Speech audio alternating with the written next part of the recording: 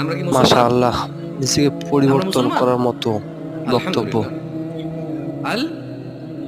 আলহামদুলিল্লাহ।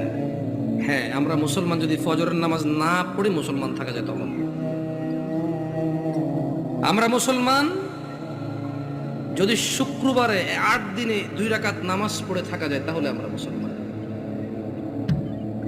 দিনে 17 রাকাত, সপ্তাহে 5-7-35 ওয়াক্ত পড়ে যদি মুসলিম হতে হয়, আমরা ওই মুসলমান না।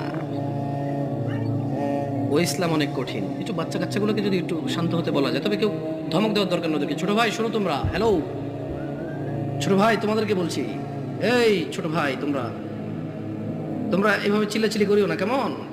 তোমরা খেলাধুলা করো, সমস্যা নেই। একটু ওই যে অবশ্য তোমাদের ভিডিওটি জন্য ভালো এই লাগলে দাওয়াত অবশ্যই কতটুকু লাইক, কাজে আসবে, কমেন্ট ও তোমাদের শেয়ার মুরব্বিদের করবেন। তো কাজে আসবে বলে মনে হয় না। তোমরা তো এখনো কথাই বোঝো না, ছোট মানুষ, 8-10 বছর বয়স। তোমাদের উপর এখনো নামাজও